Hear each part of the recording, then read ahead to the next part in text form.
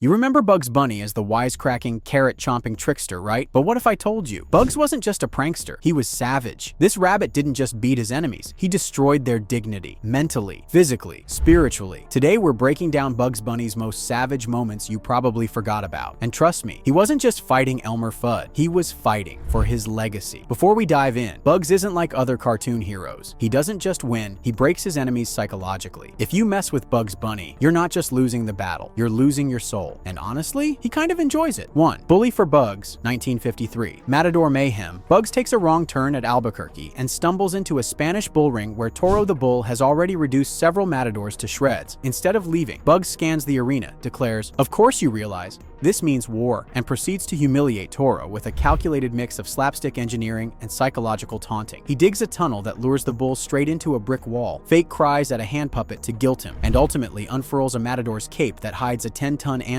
Toro charges, the anvil drops, and the bull is flattened into a throw rug, while Bugs takes a Broadway bow. It isn't merely self-defense, it's theatrical annihilation. 2. Rabbit of Seville, 1950. Hair tonic assassination. When Elmer Fudd chases Bugs onto an opera stage, the rabbit hijacks the performance and transforms into an impromptu barber set to Rossini's Overture. Bugs straps Elmer into a barber chair, slathers him with quick dry cement masquerading as shaving cream, and chops vegetables on the poor man's bald head as if it were a teppanyaki grill. The pièce de resistance arrives when Bugs mixes hair tonic with nitroglycerin and detonates it under Elmer's scalp, rocketing the hunter skyward before Bugs returns in bridal drag, marries Elmer to himself, steals the ring, and vanishes behind the curtains. Opera plus felony, now that's icy. 3. Fresh Hair, 1942. Firing Squad Fake-Out. Yosemite Sam, here cast as a Royal Canadian Mountie, finally apprehends Bugs and orders a firing squad. Bugs, unfazed, requests a last cigarette, strolls to the execution line, then suddenly shouts,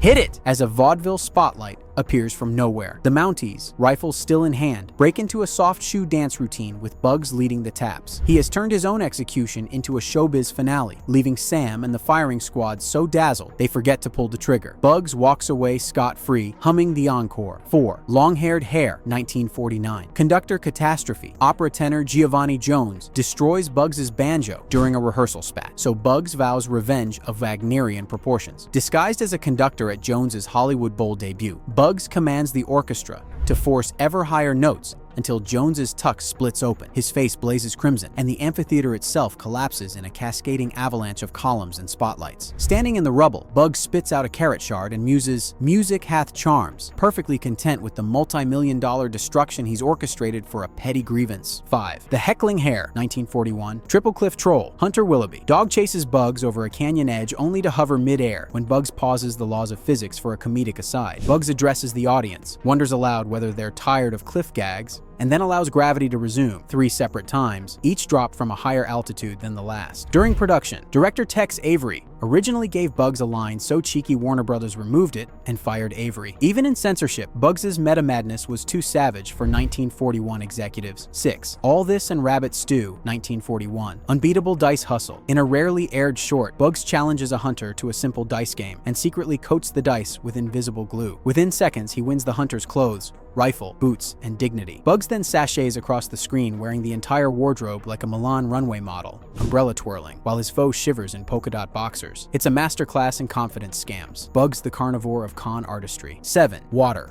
Every Hair, 1952. Ether Martini and Grenade Shampoo. While escaping a mad scientist's castle, Bugs invites the orange monster Gossamer to a hair and nail treatment. He mixes an ether cocktail, pours it into a martini glass, and watches Gossamer pass out mid-sip. Not satisfied, Bugs lathers the beast's fur with nitroglycerin shampoo, lights a match, and stands back while Gossamer's hair detonates, leaving him dazed, curlers smoking. Bugs's spa day ends with an explosion that might make even Wile E. Coyote flinch. 8. Operation Rabbit, 1952. Engineering Elmer's doom. Elmer Fudd rebrands himself as a super genius inventor. Bugs replies by building a door labeled "Do Not Open." Elmer, unable to resist, opens it to find nothing. While Elmer puzzles, Bugs smirks and flips a detonator. The door frame catapults Elmer via hidden rocket clear to the moon. Bugs doesn't simply outshoot Elmer. He manipulates curiosity itself, proving that psychological traps beat any gun. 9. Rebel Rabbit, 1949. Bunny vs. U.S. government. When a newspaper reports rabbits are worth only 2 cents in bounty, Bugs declares war on America. He paints "Carrots Suck" down the length of Fifth Avenue, saws Florida off the continental U.S., hijacks Niagara Falls with a faucet handle, and finally demands $1 million bounty, or he'll keep vandalizing national landmarks. Tanks surround him, yet Bugs negotiates from a lounge chair, sipping carrot juice. For 2 pennies worth of insult, he commits domestic terrorism with a grin. 10. What's Opera, Doc? 1957. Fatal ballet flex. In the franchise's most lauded short, Elmer dons Viking armor and belts out Kill the Wobbit, while Bugs, disguised as Valkyrie Brunhild, seduces him in ballerina grace. At the climax, Bugs fakes his own tragic death, forcing Elmer to break into operatic sobs and carry Bugs's limp body through storm clouds, while an orchestra weeps. When Bugs peeks at the camera alive and whispers, "Well, what did you expect in an opera? A happy ending?" It's the coldest emotional sucker punch in cartoon history. Why Bugs's savagery still hits different. Bugs's victories seldom rely on brute force. He weaponizes intellect, sarcasm, and fourth wall awareness, turning his foes' psychology against them until they self-destruct. Each gag double serves as social commentary, mocking elitist opera, useless authority, or inflated machismo. His charm masks malice, allowing even the most brutal humiliation to land as playful mischief, a 1940s prototype for anti-heroes like Deadpool. Counter-arguments, and why Bugs still owns the throne. Some claim Roadrunner is meaner, but that bird merely outruns danger. Bugs engineers downfall with otter precision. Others argue modern cartoons push darker boundaries, yet no mainstream kid's icon has literally repossessed Florida for petty revenge. Even Daffy, the perennial punching bag,